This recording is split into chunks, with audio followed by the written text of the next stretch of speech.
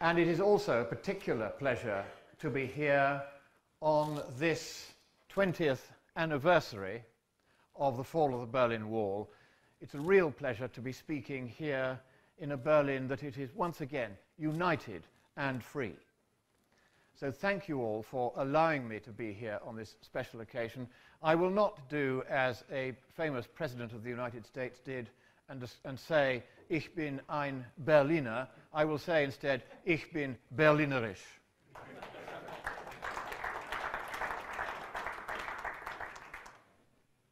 Well, now a horse goes into a bar, and the barman says, why the long face? Because it's a horse, you idiot.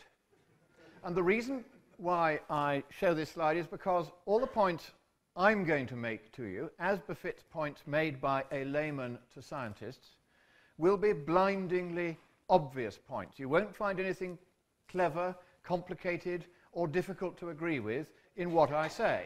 I'm going to make some straightforward, simple points. The IPCC likes to make things complicated. I'm going to make them simple again.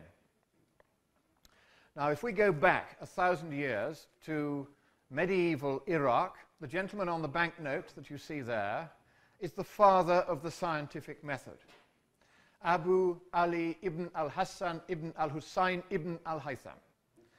And he said, the seeker after truth, and that is what scientists were called in those days, seekers after truth, does not rely upon any consensus, however venerable. Instead, he subjects what he has learnt of it to his own hard-won knowledge, scrutiny, investigation, and measurement. For the road to the truth is long and hard, but that is the road that we must follow. In other words, we're not here to preach.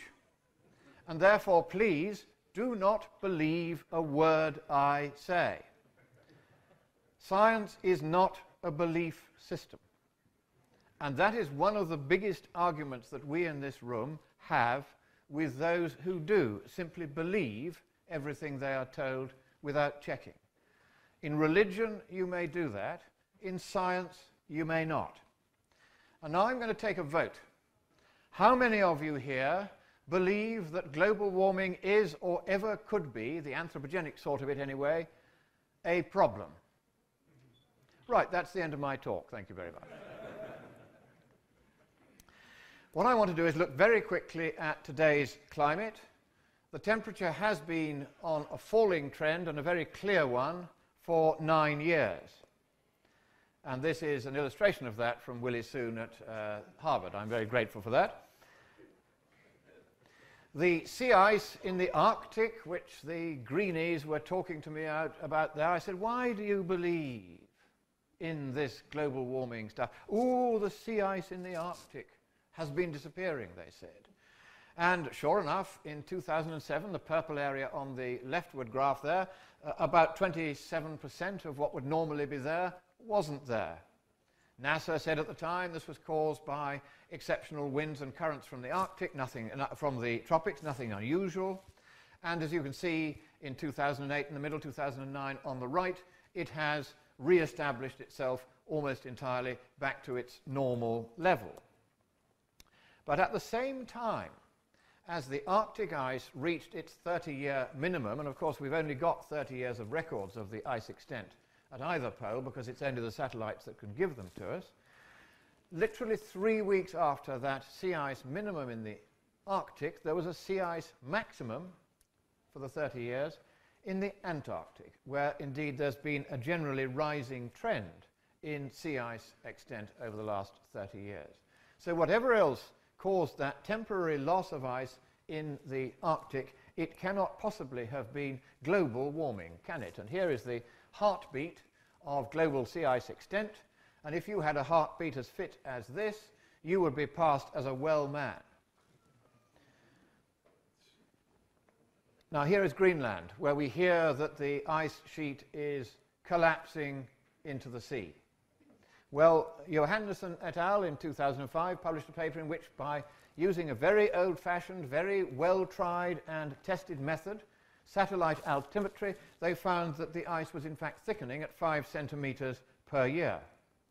I was so intrigued by this, I got the Department of Defense in the United States to send me these photographs. Two on the left are of the Viewline radar stations as they were 35 years ago when they were in operation, on the right as they are now. Sometimes the Mark I eyeball is quite a good way of verifying whether the laser altimetry or the rather eccentric readings from the gravitational anomaly satellite are the right ones. Eurasian snow cover. This is what actually supplies the water supply of a quarter of the world's population. Not the melting ice from glaciers, but the snow cover. It shows no trend throughout the last 40 years in any of the 5 vital winter months. That's from Rutgers University Snow and Ice Lab. Hurricanes also doing very nicely, thank you. Just a few weeks ago, the combined frequency, duration and intensity of hurricanes, typhoons and tropical cyclones all around the world reached its 30-year low.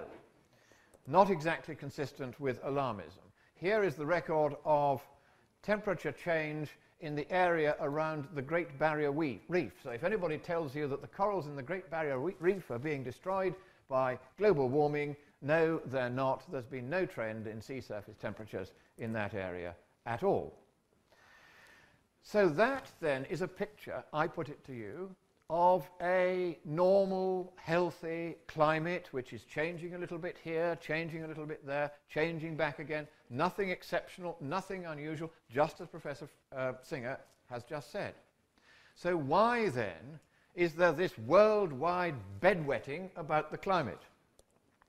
And the reason is that various people in the climatological community, together with various politicians with whom they are financially as well as politically linked in various ways, have decided over the last 20 or 30 years to fabricate a case that we have a problem with the climate.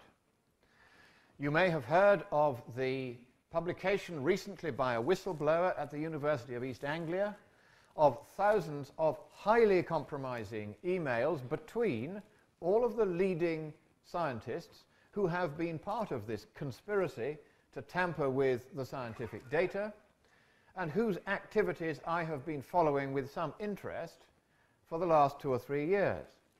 And those emails reveal incompetent programming, tampering with data, bullying of journal editors, lying to the public, blocking freedom of information requests for data so that other scientists could verify it, destroying data that had been requested, procuring others to destroy data that had been requested, scientific and financial fraud running into the millions, and racketeering. That is what these emails reveal, but not if you believe Nature, which said, well, this is a storm in a teacup, and the whole thing is the only reason why these people behaved in the least bit in the way that scientists shouldn't is because they were under pressure from all those nasty denialists and skeptics. Well, the fact is they're crooks. That's what they really are. I call them the traffic light tendency. They call themselves green because they're too yellow to admit they're really red. This is the kind of thing they circulate. This was actually used as part of a lecture given at Lloyd's of London 3 weeks ago. I'm sorry, I'll try and get that to come back. Yes, there it is. It shows the Houses of Parliament being flooded by the waters of the Thames, surging to new and exciting heights. And my question is, your problem is? We'd just love to see the Houses of Parliament destroyed. So here then, I'm going to take just a few of these crooks, and we're going to look at what each of these crooks has done. I'm going to show you what their crookedness is, because this is an organized, systematic, scientific fraud. All the names you see on there, this is only a selection.